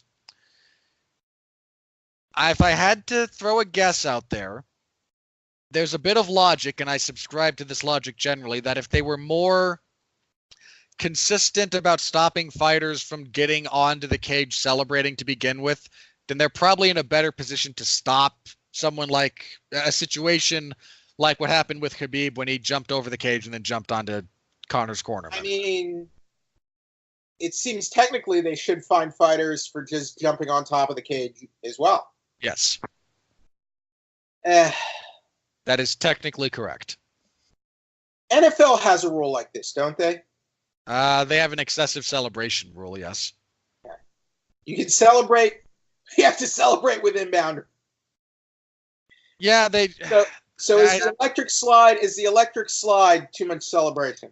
I believe they consider the electric slide too much celebration, yes. What about fake hilling? I don't know. Again, like they instituted that rule when touchdown dances had become like elaborate 3-minute presentations. Really? So do you not remember this? No. Oh god, yeah. There was a period of time when, like, after every touchdown, you'd get like 4 or 5 guys into the end zone, celebrating, and then instead of just to do that. Well, no, like just guys from the, who were on the field, and somebody would spike the ball or he'd, hold the ball up, and then a bunch of other, have you ever seen, there's a Keanu Reeves and Gene Hackman movie called The Replacements. Yeah. The celebrations that they were doing, were not satire. Wow. As far as like those this touchdown celebrations, they were getting a little bit out of hand, and that's kind of when they instituted the rule. And they've scaled it back a little bit recently because they do want to have a little bit of fun in the game. But right, yeah, there is an excessive celebration. There's an excessive celebration penalty in the NFL.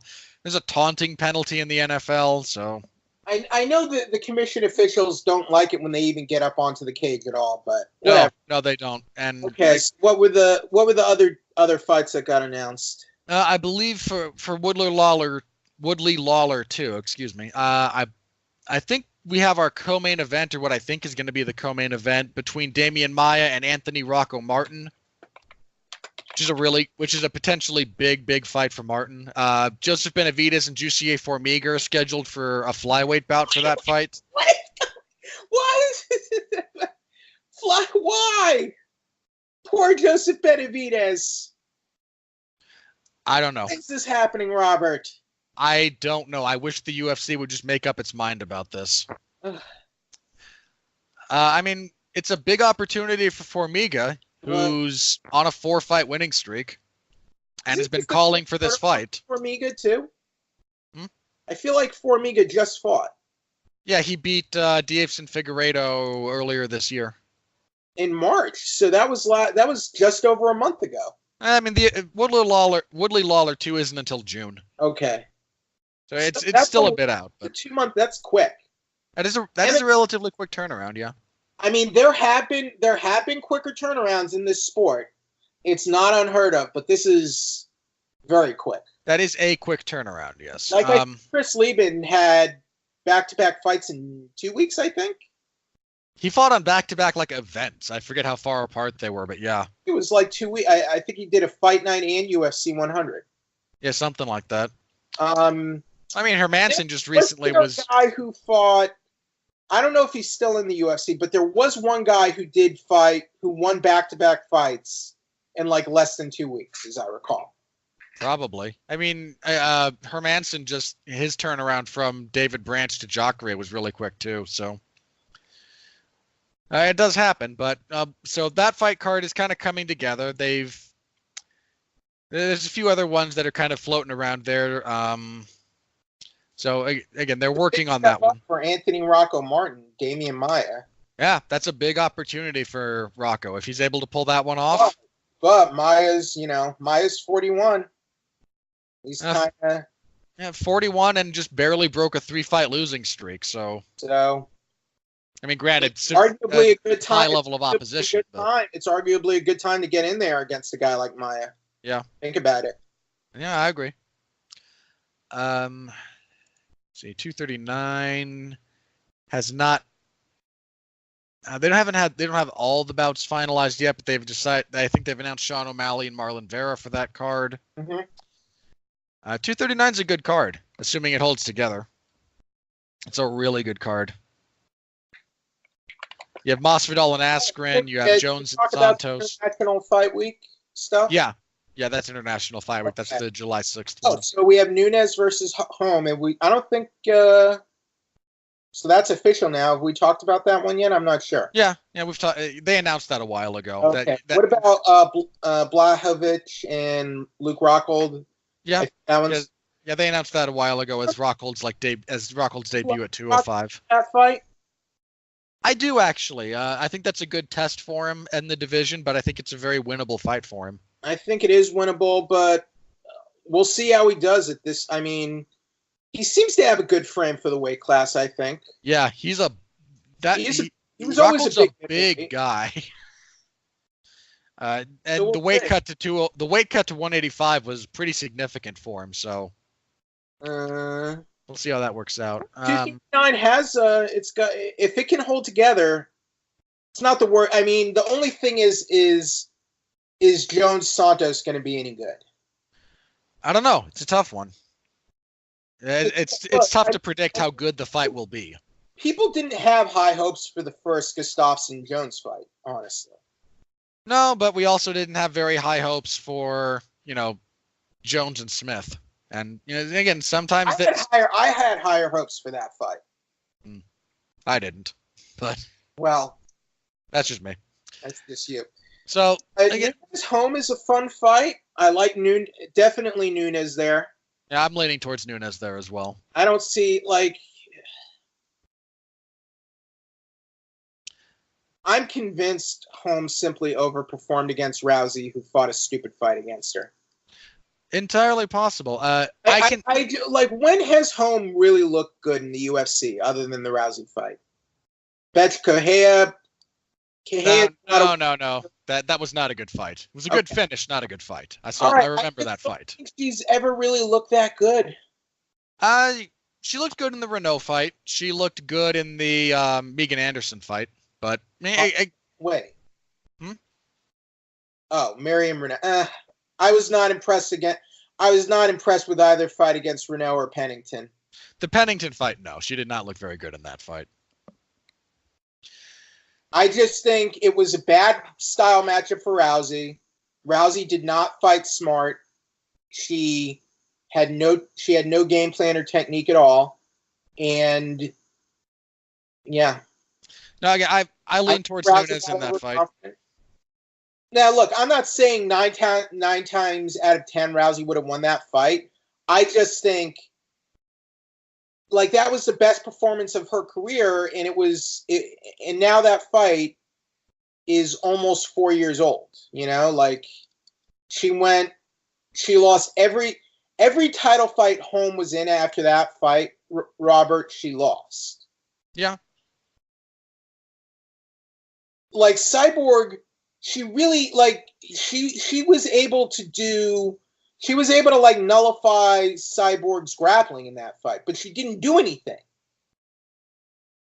like she did some clinch work, but she didn't really fight Cyborg at all. So I see nothing in her game that will topple Nunes. I think the only potential, again, there's like, I think two really kind of exploitable holes in Nunes's game, and I'm not sure Holly's the person to exploit them. Yeah. I mean, one is Nunes fighting at a very high pace over 5 rounds because, True. well, she can, again, at a high pace. She can Right. fight over 5 rounds. She worked very, very diligently on her cardio to get to that point. True. And the fights that she's had that have gone all 5 rounds since then have been fights that she dictated the pace, largely, or were fought at a comfortable pace for her. And and again, being able to fight at a high pace over 5 rounds is something that a lot of, again, legitimate champions struggle with. Okay. And so again, I think that's a potentially exploitable hole. Well, I think Askren is on this card, so that's an interesting fight. Masvidal Askren's a good fight. Ngannou dos Santos is. I think Askren's going to win that fight. Dana White's going to continue going mad. Askren very well could. I mean, that's a tough fight. Askren's a tough fight for anybody. Yeah. So is Masvidal, but yeah, that's just a battle of two guys that are tough. They're tough outs. Masvidal was very inconsistent for a while. Yeah, he seems to have a lot of the kind of the way he's talking. He seems to have settled a lot of that, but we'll see. We'll see. He got a big win, but it's only one. Yeah, you've also got Ngannou versus Dos Santos, which. Yeah, so. I'm going to be sad when Dos Santos is unconscious. Please let this fight card hold together. Yeah, just there's a lot of good stuff on this card right now. I mean, this is really a fight card where it's not like all about the main event. There's a lot of good talent on the undercard. Yeah, this is a again, right now we only have like 9 fights, but. I mean, the collective undercard, I think, is really better than the main event, honestly. Potentially, depending on how much value you get out of watching a John Jones fight. Just kind of as a John Jones fight. It depends on his opponent and what kind of mood John is in, you know? Yeah. So I believe the UFC did announce that they're going back to Sacramento on July 13th. We don't really have a lot of fights for that, but they do have the date and the location. They've only announced a couple of fights for it, and those are very clearly just filler fights. So we don't have anything near the top of the card yet. But that does help fill out a little bit of July. So we have two of what I assume will be the 4 events in July over the course of the year. So. All right, so there's a few, not really like major news, but there's a few stories. There's a few things here and there. Oh, I wanted to laugh at Bellator very briefly. What happened with Bellator? Okay, so last night in Bellator, whatever number, I watched part of it, but I discovered that if you watch Bellator with the sound off, it becomes generic MMA. If you watch it with the sound on, it's utterly unwatchable because Big John McCarthy and Mike Goldberg Roy McDonald, John Fitch. Went to a draw. Oh my God. Your main event for one of the opening rounds of their welterweight Grand Prix goes to a majority draw. How do you handle that? Rory McDonald keeps the welterweight title, and because he kept the title, he's the one who advances in the tournament. It's utter crap. Wait, whoa. Why would you have a title fight in a tournament? That makes no sense. Everybody who fights Rory gets a shot at the belt while he's holding it. That makes no sense. Look, if John Fitch had won, John Fitch would have been the champion, would have advanced in the tournament, would have defended it against whoever he fought next. Tournament. It's a Grand Prix, yeah. I mean, it makes no sense to defend your title if you're competing in a tournament. That makes no sense. I'm sorry. Now look, whoever wins the tournament at the end will then also be the welterweight champion. Then it's not a tournament to me. It is. They have brackets. It's set up that way. That's an idiotic tournament. Look, it's Bellator. What do you want me to say? I'm just laughing at it.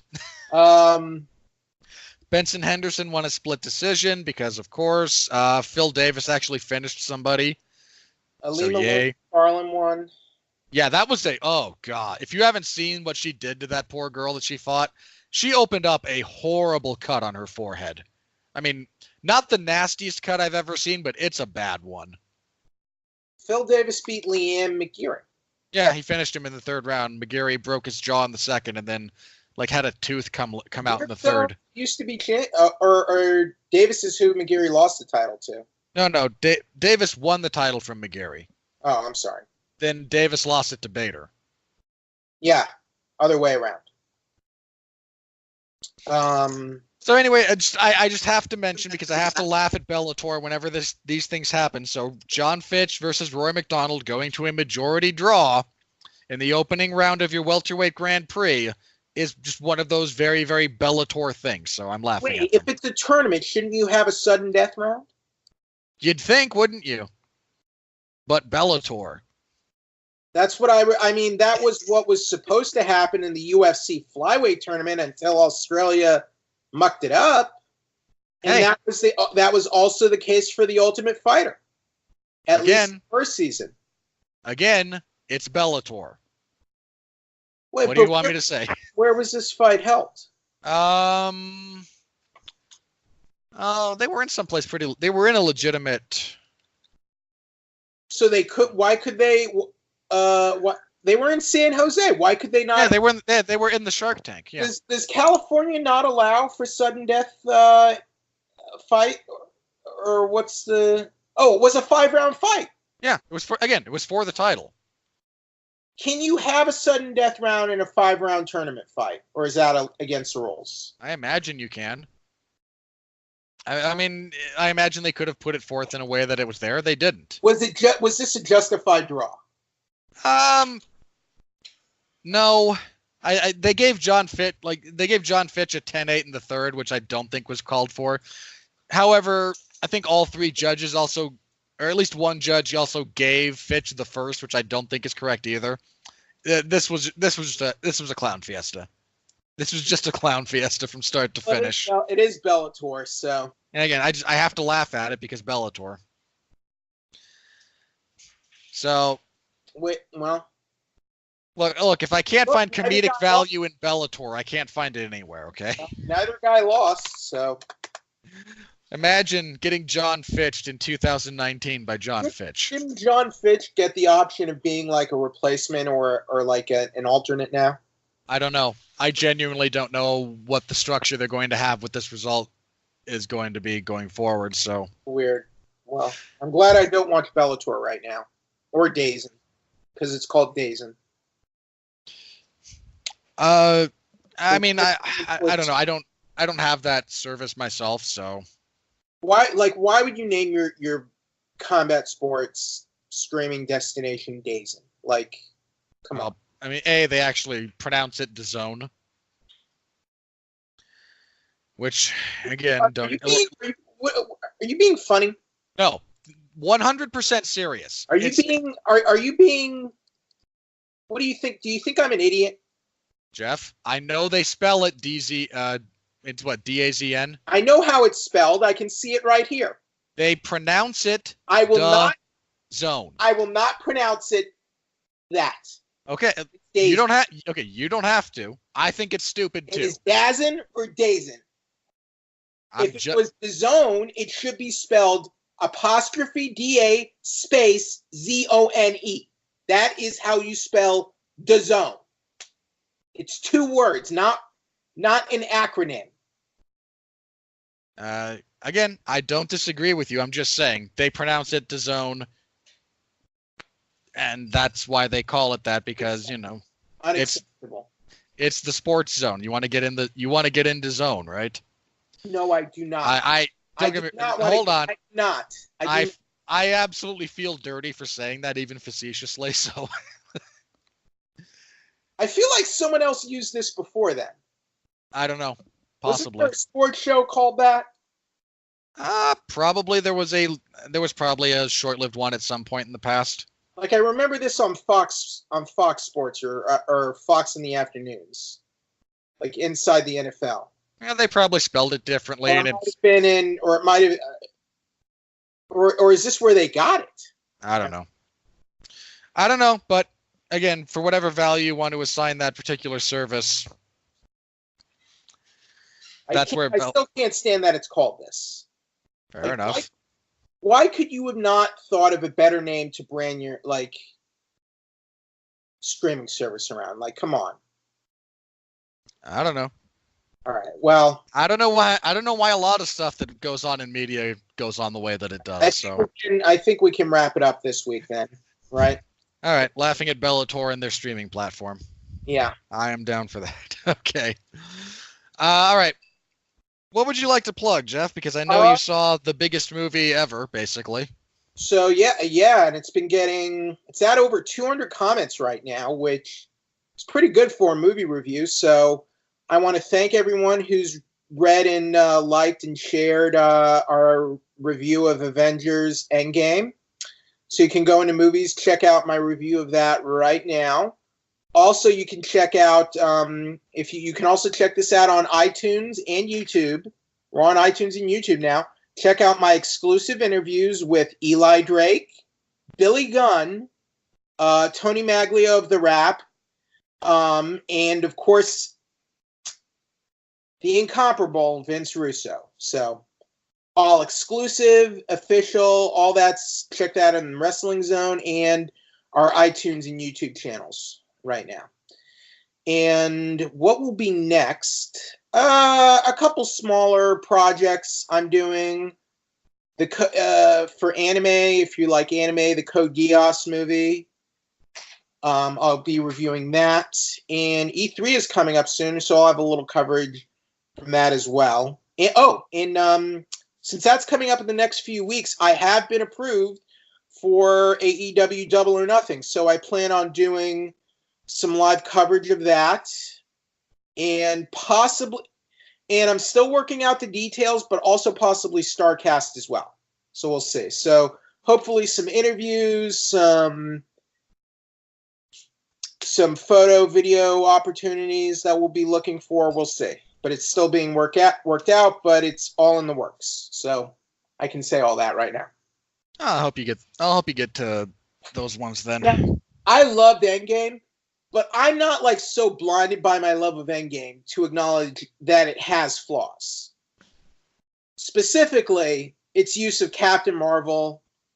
Captain Marvel, she's relatively pointless in this movie. You would agree? I mean, she's barely a point in her own movie, so of course she's pointless here. And look, this is not like a misogynist, sexist thing. I liked Captain Marvel for the most part. I just Carol was absolutely useless in this movie, which is unfortunate. Because I think Carol is a great character that has a ton of history in the Marvel comics, going back decades.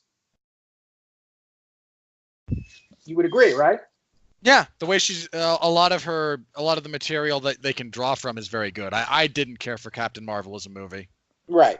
No, but I mean the character's history. Yeah. There's a lot of good stuff they can draw from. She's a fairly mainstay Avenger. Maybe not as Captain Marvel, but going back as Miss Marvel. Yeah, she's been there for a while. Back to the 70s. What else? I mean, some of the time, and I think you would also agree, some of the time travel stuff is a little iffy. I was okay with most of it. I don't want to get too, but some of it kind of gives me a headache. But I will say most time travel stories do that.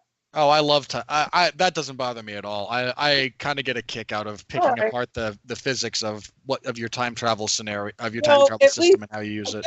In this movie's favor, at least they kind of did something with trying to talk about the logistics of it. And for the record, Bruce, I know that this kind of it gets kind of sputtered out just as a means of them defending how they're going to go forward with their version of time travel. Bruce Banner's actual explanation for why what they're doing in the past won't affect the future, so to speak, is entirely correct. Well, if that's the type of time travel you're going to use, that's the logic for why it works the way it works. Right. Well, that stuff I did like, but yeah, I'm heading over to see the movie again because I want to see the IMAX version tonight because I live by a genuine IMAX theater, and this was a film shot with actual IMAX cameras, so that's a big deal. So I'm looking forward to that. And I saw the movie. I got to see the movie at Walt Disney Studios, and that's always an experience to get to watch a movie like that at the Disney Studio lot. So, full disclosure. Yeah. So thank you, Robert, and looking forward to next show. As for myself, I just had a few things I had a project wrap up last Friday when myself, Mark Radulich, and Alexis Haina completed the Countdown to Endgame series. It's I believe it's exactly 3 hours long. And fair warning, the last 20 minutes talks a little bit about Endgame. Everything else up until that point is safe. There's a very, very clear warning in the audio when you get there that this is where we start talking about Endgame. If you don't want to be spoiled, this is where you pause, come back later, etc. So you can listen to that. That's been a fun series that the three of us have done. I got kind of a kick out of rewatching some of those movies and revisiting narrative moments, plot threads, character development over the course of 10 years and as many movies as they've put out. This Tuesday on Damn You Hollywood, myself, Mark Radulich, and I believe Alexis Haina will be joining us for this one. We'll be reviewing Endgame as a film in and of itself. So tune in for that. For those of you who are fans of Damn You Hollywood, we've got some things to say. Good, bad, and otherwise. Largely positive, but like Jeff said, this is not a perfect movie. There's some stuff, and there's some stuff that I do want to bring up that I think causes issues for the overall film. So you can tune into us talking about that on Tuesday. Again, Saturday on the 411 Ground and Pound Radio. Saturday I'll have coverage of UFC Iaquinta versus Cowboy in the MMA zone of 411 Mania. And next Sunday we'll be back here to review that, and I think we'll actually have I think that'll be it. I think all we'll be doing is reviewing that event because that'll take place on the 4th. Nope, actually we will be previewing. Sorry, I had looking at the wrong month on the calendar. We will be previewing as well UFC 237, which is a pretty solid card, actually. The top 3 fights are pretty good. You have Rose Namajunas versus Jessica Andrade. Anderson Silva and Jared Cannonier is either going to be awkward or some fireworks. And then Jose Aldo versus Alexander Volkanovski is... On the one hand, it depresses me because I don't want Jose Aldo to knock off another top contender. But that's a really good fight. BJ Penn is still technically on that card. Anyway, we'll preview all of that next week. I hope to see you all then. Until then, everyone, thank you again very much for being here, for listening, for sharing us around with your friends who are fans of the sport. That's always deeply appreciated. I will see you all next week. Until then, stay safe. Please continue to be well, be safe, and behave.